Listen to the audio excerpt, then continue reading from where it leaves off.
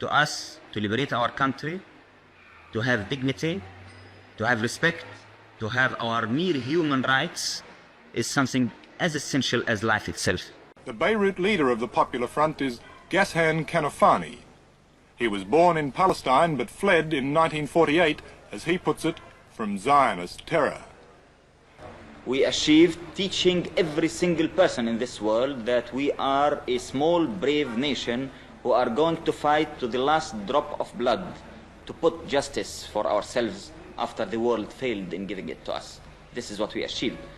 It does seem that the war, the civil war, has been quite fruitless. It's not a civil war. It's a people defending themselves against a fascist government, which you are defending.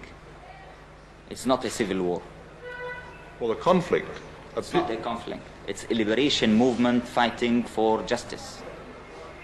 Well, whatever it might be best called... It's not whatever, because this is where the problem starts. This is exactly where the problem starts. This is a people who is discriminated, is fighting for his rights. This is the story. If you will say it's a civil war, then your questions will be justified. If you will say it's a conflict, then of course it's a surprise to know what's happening. Why won't your organization engage in peace talks with the Israelis? You don't mean exactly peace talks, you mean capitulation, surrendering. Why not just talk? Talk to whom? Talk to the Israeli leaders. That's kind of conversation between the sword and the neck, you mean? Well, if there were no swords and no guns in the room, you could still talk. I had never seen any talk between a colonialist case and a national liberation movement. But despite this, why not talk? Talk about what? Talk about the possibility of not fighting. Not fighting for what? Not fighting at all, no matter what for. Yeah, people usually fight for something and they stop fighting for something. To stop fighting, to stop the death and the misery, the destruction, the pain. The misery and the destruction and the pain and the death of whom? Of Palestinians, of Israelis, of Arabs. Of the Palestinian people who are uprooted, thrown in the camps, living in starvation, killed for 20 years, and forbidden to use even the name Palestinians. They're better that way than dead, though. Maybe to you, but to us, it's not. To us, to liberate our country, to have dignity, to have respect, to have our mere human rights is something as essential as life itself.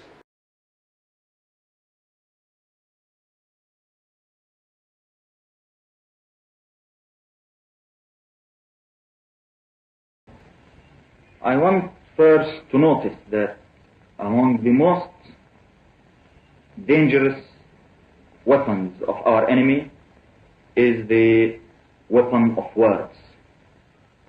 They call it peaceful solution when it is in fact the capitulation conditions. We are against it exactly because it's not a peaceful solution. We are against it exactly because it is another phase of forcing the Palestinian and the Arab people to kneel under the will of their enemies and by the force of the superior weapons and armies. To us, the peace is the justice.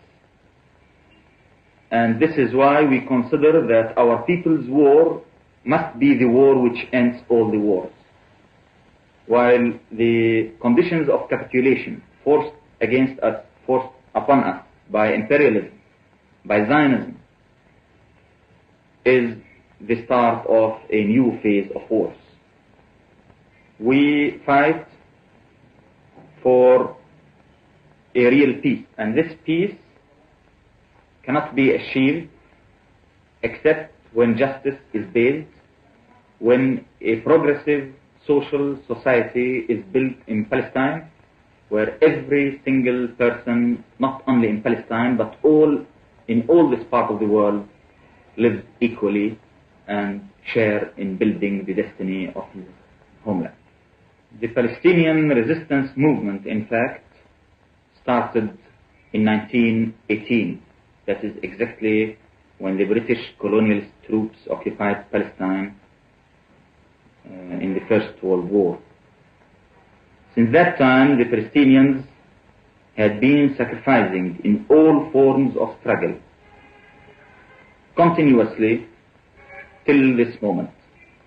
And all the time, it was that the camp of the enemies of the Palestinian people was very big, that the Palestinians alone cannot conquer it.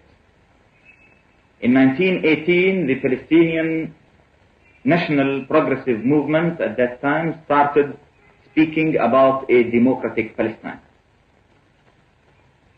calling for democratic Palestine is not a new method in the Palestinian resistance movement. And in fact, in May 1921, it is well known in history that the Jewish demonstrations in the Jewish cities in Palestine were followed by the Zionist elements, and they had to run to the Arab villages and towns where they were refuged and protected by the Palestinian National Progressive Movement. So we had always been fighting not only the British colonialists, but also the reactionary elements in the Jewish community in Palestine who adopted Zionism. Zionism as a reactionary ideology fitted exactly the ambitions of the British colonialism at that period, and later on the American imperialism plans to the areas. Wiseman, for example, wrote a letter to Lord Rhodes,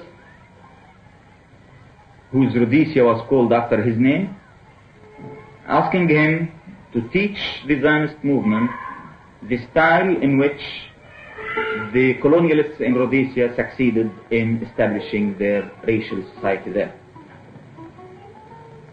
The Zionist reactionary elements in Palestine kept in very close cooperation with the British colonialists. And it is very strange, maybe surprising to somebody to notice that the development in South Africa went since 1910, when the Federation of South Africa was established, went on exactly on the same steps which Israel developed its laws between 1948 and 1960. After 22 years of its establishment, Israel had proved that it is nothing except a colonialist state playing the role of a tool for the American imperialism. The myth of finishing the diaspora of the Jews in the world had failed badly, because Israel up till now has only 1/6 of the Jews in the world. The progressive Jews all over the world, their numbers start increasing against the establishment of the state and against that racial community which the Zionist movement created in Israel, and which goes exactly like the South African one. This is why exactly that the Palestinian resistance movement is not a movement to liberate a geographical 26,000 square kilometers. It is a historical movement which aims to liberate the Jews from Zionism and the Arabs from reactionaries, and to establish the socialist democratic Palestine. The question of Palestine is the question of a contradiction, of a clashing contradiction between the national liberation movement of the Arabs, headed by the Palestinian National Liberation Movement, and between imperialism in this part of the world, headed by the Zionist movement. And this is how it is a mistake to understand that Israel is just a home of Jews, because Israel is the base of imperialism.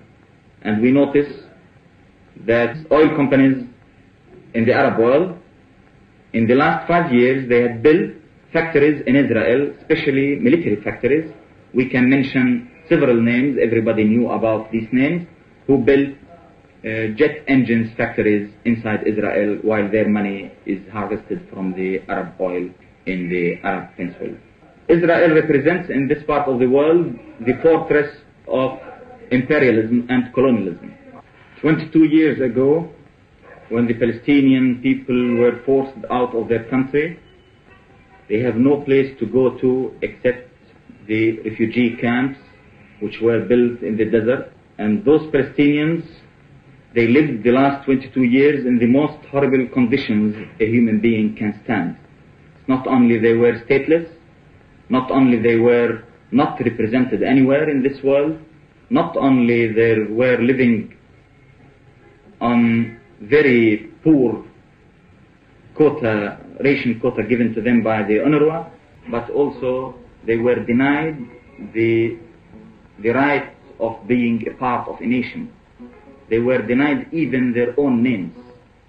They were called sometimes Arab refugees. So the world conscience wouldn't get shocked when it is mentioned that this is what remained from the Palestinian people. Those people were denied one of the most important things in the human being life, and that is hope. The Arab governments represented nothing belongs to their hope. The Arab parties represented also nothing belongs to their hope. And the United Nations was exactly an enemy and not any hope for them. They kept living without hope till the Palestinian resistance movement in the beginning of the 60s started. The Palestinian resistance movement didn't give the Palestinians in the camps better food, it didn't give them better clothes, it didn't give them cement houses, but it gave them something which attracted their loyalty, and that is the hope of a dignified life after a very hard struggle to regain the dignity and to build their society. And this is simply the secret of how the Palestinian masses living in the camp gave their loyalty to that resistance movement which only promised them a very late better life.